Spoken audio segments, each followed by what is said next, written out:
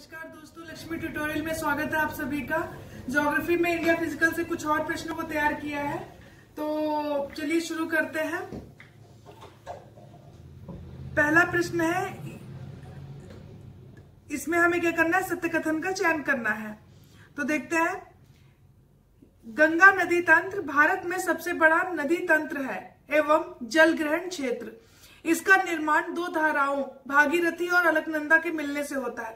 जो गंगा नदी तंत्र है वो भारत में सबसे बड़ा नदी तंत्र है और जल ग्रहण क्षेत्र भी सबसे बड़ा है, और इसका निर्माण दो धाराओं के मिलने से होता है, भागीरथी और अलकनंदा। इन दोनों धाराओं के मिलने से होता है। और ये दोनों धाराएं मिलती कहाँ पे हैं? ये दोनों धाराएं जो है मिलती हैं देवप्रयाग में। दूसरा कथन है, भागीरथी उत्तराखंड में उत्तरकाशी जिले के गोमुख के निकट गंगोत्री ग्लेशियर से निकलती है। यही भागीरथी, ये जो गंगा नदी है उसका मुख्य नदी कौन सी है? भागीरथी। तो भागीरथी और अलकनंदा के मिलने से ही तो होता है गंगा नदी का निर्माण। तो यही कह रहा है कि भागीरथी उत्तराखंड में उत्तरकाशी के गोमुख के निकट गंगोत्री ग्लेशियर से निकलती है। दूसरा है, अलकनंदा का उद्गम शतोपथ ग्लेशियर से होता है। भागीरथी का उद्गम कहाँ से होता है? गंगोत्री। और अलकनंदा का शतोपथ। भागीरथी और अलकनंदा दोनों देवप्रयाग में मिलकर गंगा का निर्माण करती हैं। ये सभी कथन थे, हमें बताना है कौन सा कथन सही है। ये सभी कथन बिल्कुल सही है। ध्यान रखिए, गंगा नदी तंत्र भारत का सबसे बड़ा नदी तंत्र है और सबसे बड़ा जलग्रहण क्षेत्र है। इसका निर्माण दो धाराओं के मिलने से होता है, भागीरथी और अलकनंदा। भागीरथी उत्तरकाशी के गोमुख के निकट गंगोत्री ग्लेशियर है, उससे निकलती है। और अलकनंदा का उद्गम जो होता है शतोपथ ग्लेशियर से होता है, और ये दोनों का मिलन कहाँ पे होता है? देवप्रयाग में। और वहां पे मिलती है भागीरथी और अलकनंदा, तो गंगा का निर्माण होता है। और ये सभी कथन बिल्कुल सही है। अगले प्रश्न पे आते हैं, निम्नलिखित में से सही सुमेलित है। देखते हैं, अलकनंदा भागीरथी देवप्रयाग, बिल्कुल सही बात है कि अलकनंदा भागीरथी ये दोनों धाराएं मिलती हैं, तो देवप्रयाग में कहाँ पे मिलती हैं? देवप्रयाग में। और मिलने के बाद इसी को गंगा बोलते हैं। अलकनंदा और पिंडार कहाँ पे मिलती है? कर्णप्रयाग में। अलकनंदा और मंदाकिनी का मिलन कहाँ होता है? रुद्रप्रयाग में। और ये सभी कथन बिल्कुल सही है। अलकनंदा भागीरथी देवप्रयाग में, अलकनंदा पिंडार कर्णप्रयाग में, और अलकनंदा मंदाकिनी रुद्रप्रयाग में। ये जो धौली है, धौली और विष्णु, ये दो धाराएं, धौली और विष्णु, ये दोनों का मिलन कहाँ होता है? विष्णु प्रयाग में। और जब ये धौली और विष्णु मिलती हैं तो यही अलकनंदा का निर्माण करती है। तो ध्यान रखिएगा, अलकनंदा नदी का निर्माण दो धाराओं के मिलने से होता है, धौली और विष्णु। और ये दोनों धाराएं याद करना बहुत आसान है, धौली और विष्णु। तो विष्णु से याद रखिएगा, विष्णु प्रयाग में ये दोनों धौली और विष्णु मिलकर ही अलकनंदा का निर्माण करती हैं। अलकनंदा भागीरथी देवप्रयाग, अलकनंदा पिंडार कर्णप्रयाग, अलकनंदा मंदाकिनी रुद्रप्रयाग। तो अगले प्रश्न पे आते हैं हम।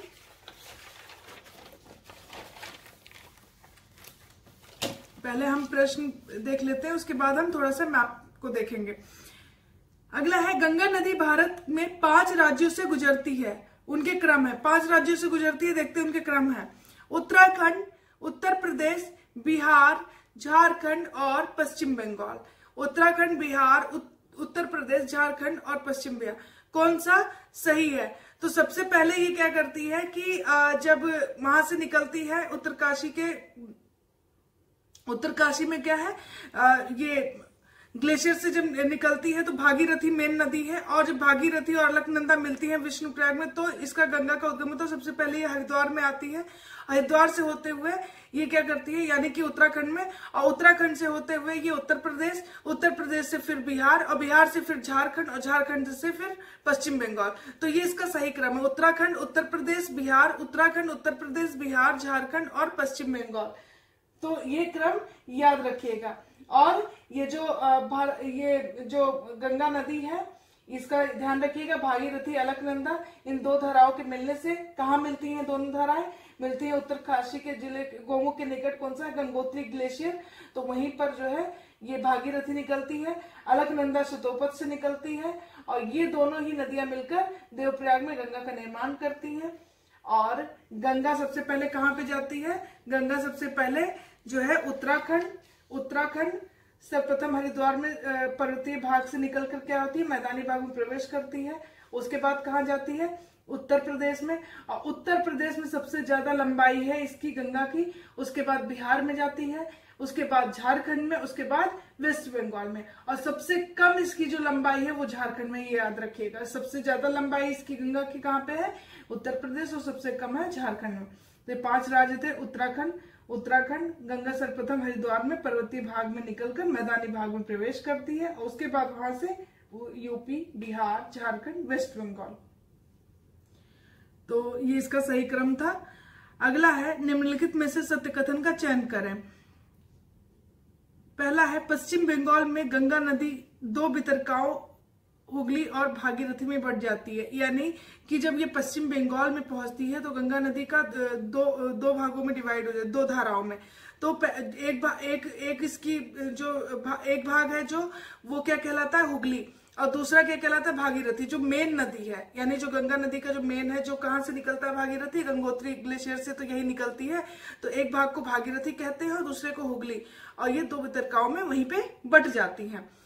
दूसरा है मुख्य नदी भागीरथी, यानी कि 2 वितरकाओं में हुगली और उसमें बढ़ती है। तो जो ये कह रहा है कि मुख्य नदी भागीरथी बांग्लादेश में प्रवेश करती है, और ये जो भागीरथी है वो बांग्लादेश में प्रवेश करती है, तथा हुगली पश्चिम बंगाल में दक्षिण ओर बहते हुए बंगाल की खाड़ी में अपना मुहाना बनाती है।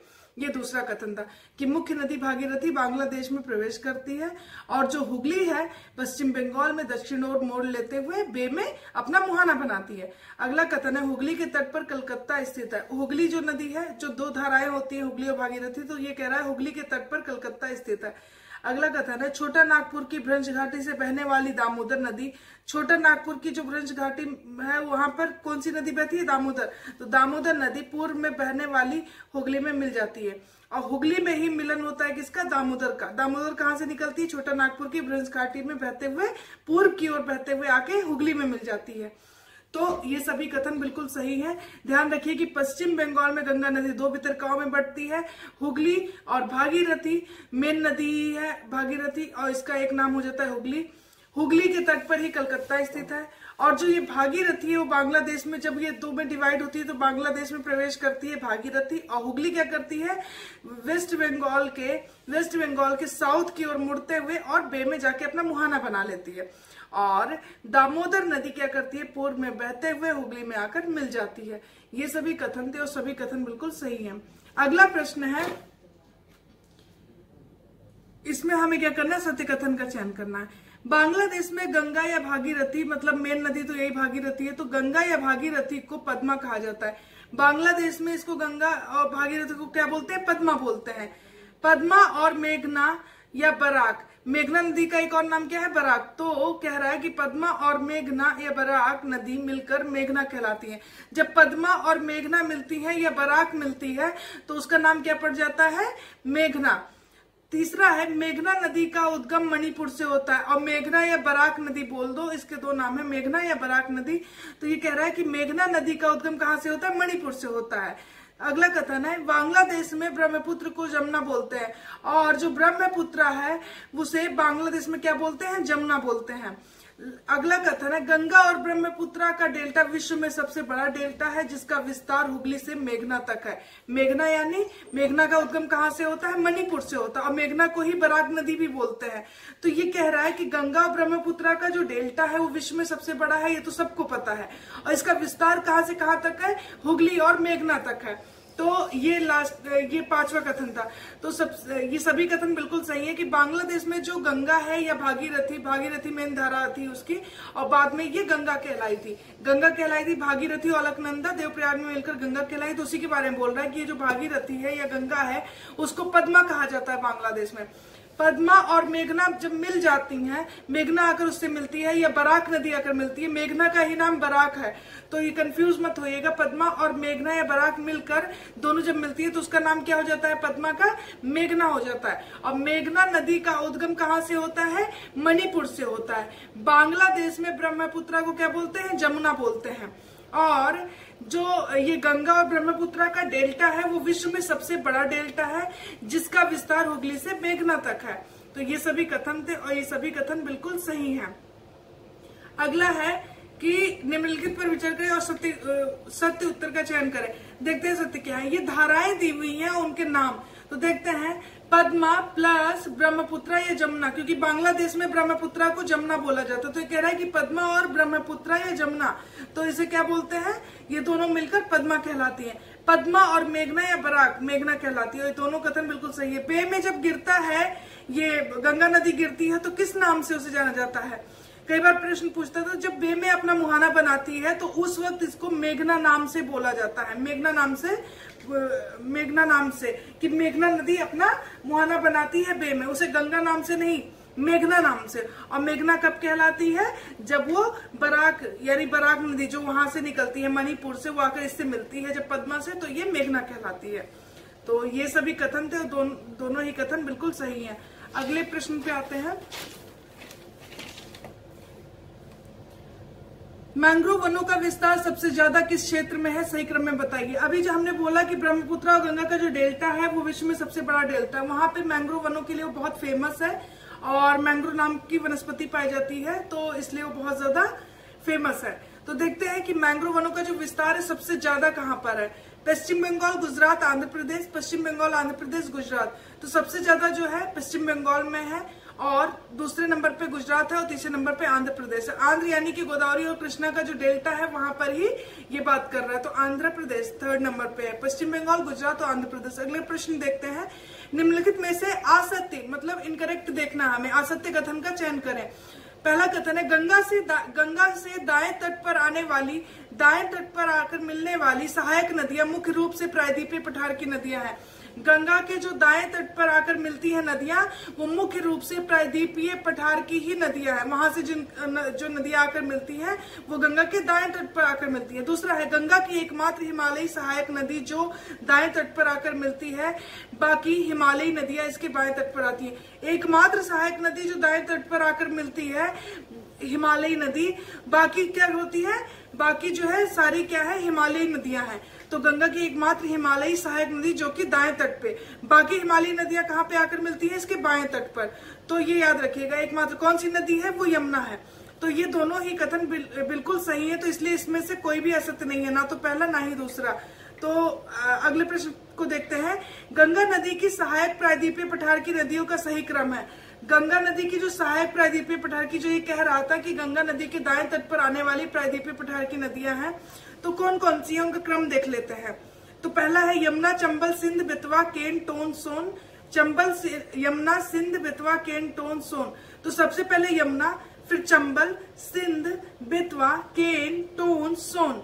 यमुना, चंबल, सिंध, बेतवा, केन, टोन, सोन। सोन पटना में मिलती है, टोन से इलाहाबाद में मिलती है, बाकी सब बाकी नदियां इससे मिल जाती हैं। यमुना नदी के ही बारे में ये बोल रहा था कि एकमात्र ऐसी नदी है जो दाएं तट पर आकर मिलती है, गंगा की हिमालयी नदी है। तो ये कहां से निकलती है, यमुनोत्री ग्लेशियर से निकलती है। बाकी सब ये प्रायद्वीपीय पठार से निकलने वाली नदियां हैं, चंबल, सिंध, बेतवा, केन, टोन, सोन। सोन अमरकंटक ये पटना में मिलती है, टोन्स कहां से, इलाहाबाद में जाकर मिल जाती है। तो इसका सही क्रम मैंने बता दी, यमुना, चंबल, सिंध, बेतवा, केन, टोन, सोन। अगले प्रश्न पे आते हैं।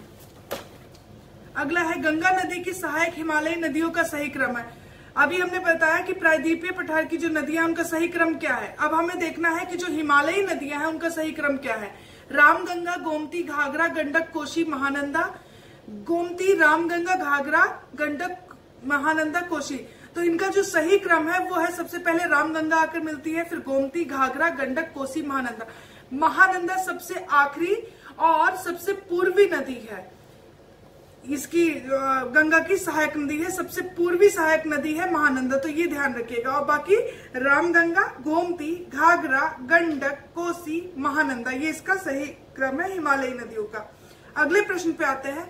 इसमें हमें सत्य कथन का चयन करना है, तो देखते हैं। चंबल, सिंध, बेतवा, केन, चंबल, सिंध, बेतवा और केन अपना जल सीधे गंगा में नहीं बल्कि यमुना से गिराती।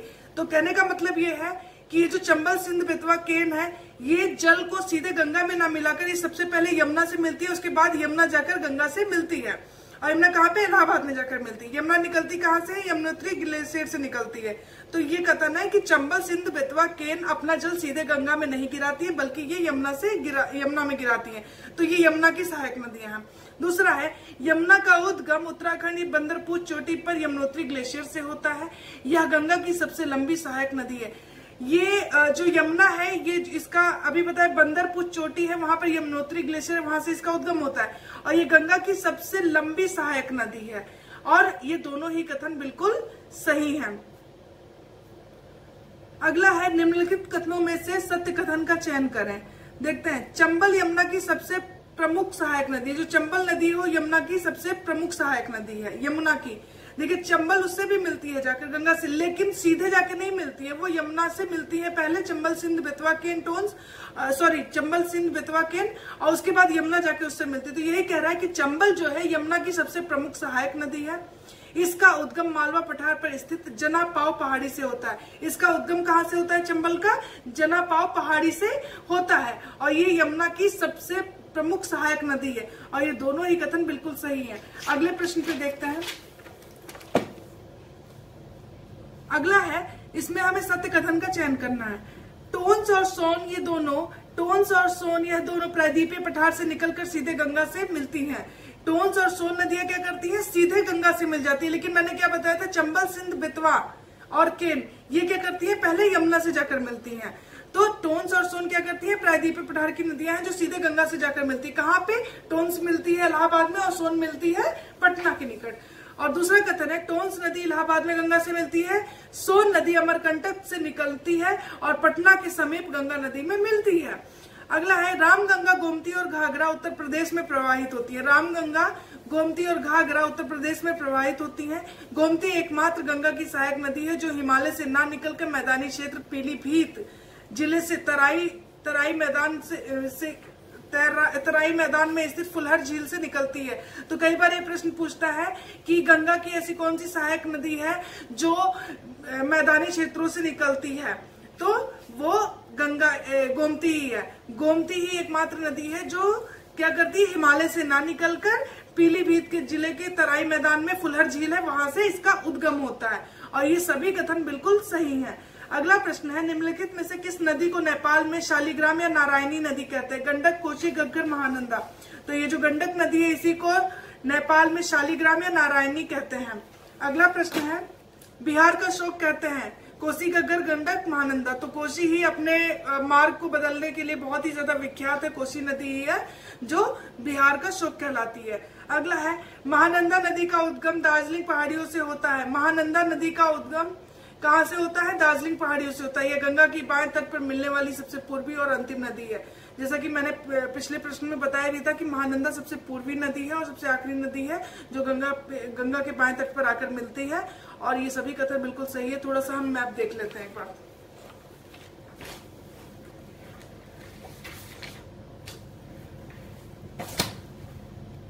गंगा नदी तंत्र का ये मैप है। भागीरथी और अलकनंदा ये दोनों मिलती हैं कहाँ पे, ये रहा देवप्रयाग में आकर मिल जाती है। उसके बाद ये हरिद्वार के मैदानी भाग में प्रवेश करती है। इसके बाएं तट पर आकर मिलने वाली रामगंगा, गोमती, घाघरा, गंडक, कोसी, ये नदियां बताया था। रामगंगा, गोमती, घाघरा, गंडक, कोसी।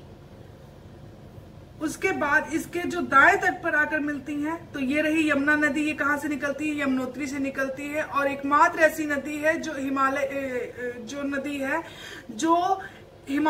एकमात्र हिमालयी नदी है जो इसके दाएं तट पर आकर मिलती है। तो यमुना ही है वो।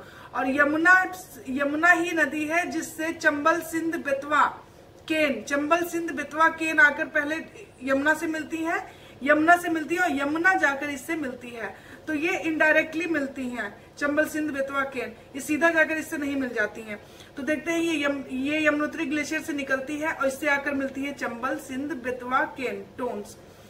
तो ये जो टोन्स है ये तो जाकर कहाँ पे मिलती है, ये इलाहाबाद में जाकर इससे मिल जाती है। तो चंबल सिंध बेतवा केन किससे मिलती है, पहले यमुना से मिलती है, यमुना जाकर इलाहाबाद में किससे मिल जाती है, गंगा से। उसके बाद आगे आते हैं, सोन है, अमरकंटक से निकलती है और जाकर ये पटना में, यहाँ पे पटना के समीप जाकर किससे मिलती है, गंगा से। सबसे जो पूर्वी नदी है और सबसे आखिरी नदी है वो कौन सी है? महानंदा, ये रही महानंदा, ये रही। और महानंदा ही सबसे पूर्वी और आखिरी नदी है जो कि गंगा के बाएं तट पर आकर इससे मिलती है। तो हमने इतना देख लिया कि भागीरथी और अलकनंदा दोनों कहाँ पे मिलती हैं? देवप्रयाग में इनका मिलन होता है। तो ये गंगा का निर्माण करती है। गंगा सबसे पहले हरिद्वार में के पहाड़ी भागों से निकलकर हरिद्वार के मैदान में आती है। उसके बाद यूपी, फिर बिहार, फिर झारखंड, वेस्ट बंगाल, ऐसे होते हुए इसकी जो बाएं तट पर आती है रामगंगा, गोमती, घाघरा, गंडक, कोसी, और जो इसके दाएं तट पर आकर मिलती है चंबल, सिंध, बेतवा, केन, टोन, सोन, ये सारी नदियां हैं। उसके बाद ये क्या करती है? दो वितरकाओं में, मैंने बताया था बंगाल में जाके दो वितरकाओं में बढ़ जाती है, हुगली और भागीरथी। हुगली क्या करती है? साउथ, ये भागीरथी साउथ की ओर जाकर मुड़ जाती है और हुगली पर ही कलकत्ता हुगली पर ही, हुगली के तट पर ही स्थित है। तो हमने इतना देख लिया, आज के लिए इतना ही। अगर आपको वीडियो अच्छा लगता है तो प्लीज लाइक और सब्सक्राइब करें। Thank you so much.